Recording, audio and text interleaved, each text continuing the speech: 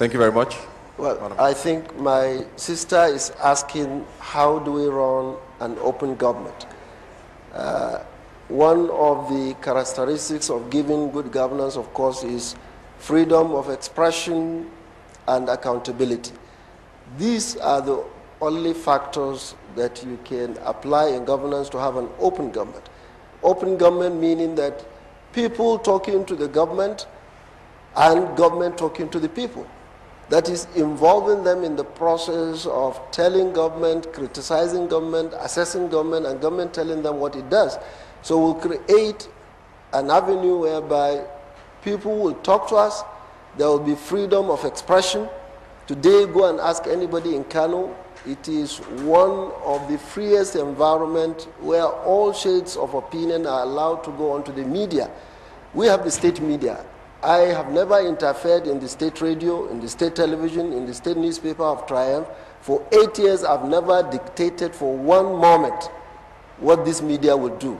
And we allow the opposition to go in there and speak their mind and express their views. And then for accountability, at the end of every month, for the last 8 years running, my commissioner for finance will go over the media, tell the people of Kano how much we have earned that month in terms of revenue, external and internal, what we have been expending, how much has been spent.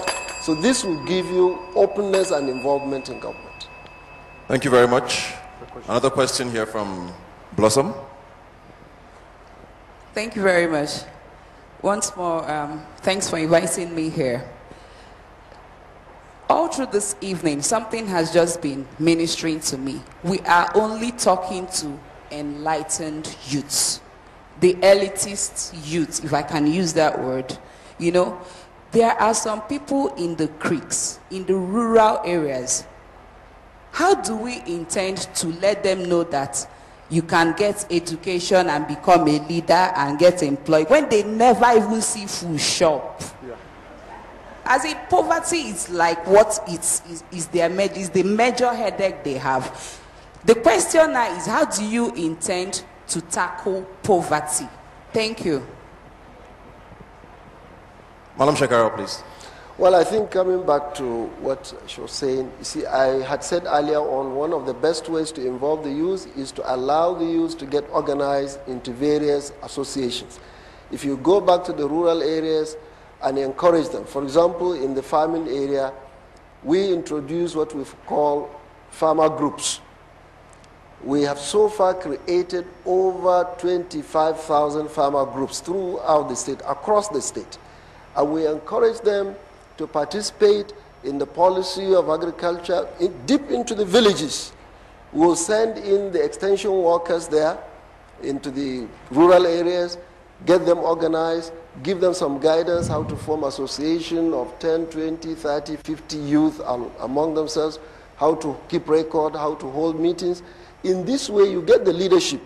You don't have to invite all of these young men in the creeks in the rural areas to the city. Get the leadership of the youth to come and participate. In that way, you'll be able to enlighten them and allow them to participate. Madam Ribari, please. Okay. You can change and improve the lives of the ordinary people, including those who are in the villages, through investment in agricultural sector. Most of our people are in need, are involved. Whether you are in the creeks, you probably will be a fisher person. If you are up there in the north, you might be just a farmer. Or if you are a Fulani man, you are following your cows. Invest in those areas in a small way. How do you do that? You could do it through this support for small-scale enterprises. Get capital available and bring it to their doorsteps. Simplify the process. Make it accessible. And it is doable. It's not going to be too much. And we have tried it before, but corruption did not allow us to succeed. This time, it is going to be a different thing altogether, because we do intend to make sure that the money that we have is going to be used judiciously, properly, and it is going to get to the ultimate target that we want the money to get to. Some of these are... Chief Mwode, please. The best way I see to improve the quality of life of any human being is education. My mother was a stark illiterate. My father was a laborer. But my mother knew the value of education and insisted I must go to school. Today, I'm running for the highest office in Nigeria. Education is key. It's not just about creating and making sure that if you were selling cows, the child of a cattle rearer can become the president of Nigeria. And the only way that can happen is through education. Of course, we will create a lot of job opportunities for them in areas that are not even so funky, like the ones they've described. I know I've gone around, I've spoken to a lot of these rural people. Traditional medicine is one area that we have not fully tapped in Nigeria. In China, we all hear about acupuncture today, but all of us grow up having agumu, agbo, and all those things. And I believe we can develop those areas. Thank you very much, Chief Mamadu, for those interesting points. We are bursting with questions in the audience here today, but of course we are constrained by time, and we can't take all of them. So, back to you, Chimamanda. Thank you, Ebuka. We are now at the stage of taking final closing statements from the candidates. Unfortunately, we don't have enough time, so they have only 30 seconds each for their closing statements. Malam Ribadu. Ladies and gentlemen, it is our time. We have an opportunity. In 2 weeks' time, we have this one chance, 1 in a million, for us to turn our country around. We can do it. I'm one of you. I want to be part of this team that can change our country. It is our time. Young men and young women are changing their countries all over the world. It is time for us to change Nigeria. We have this opportunity. Let's go for it. Thank you, Malam Ribadu. Chief Mamadu. Fellow Nigerians,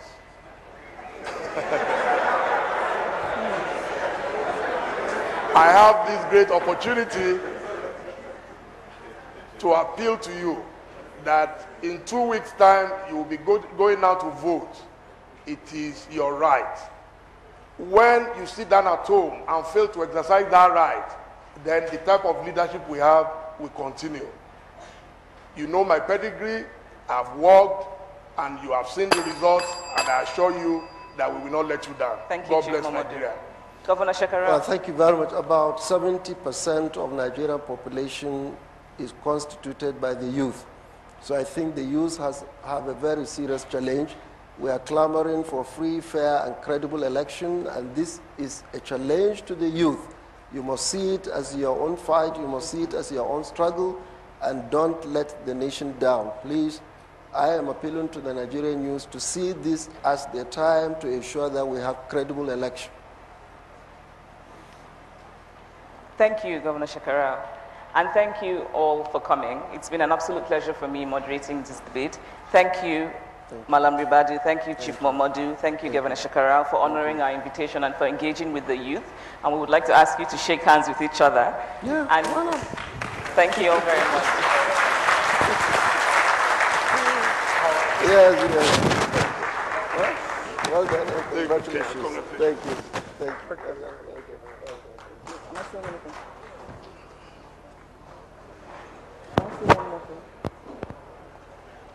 Right, national anthem. National anthem.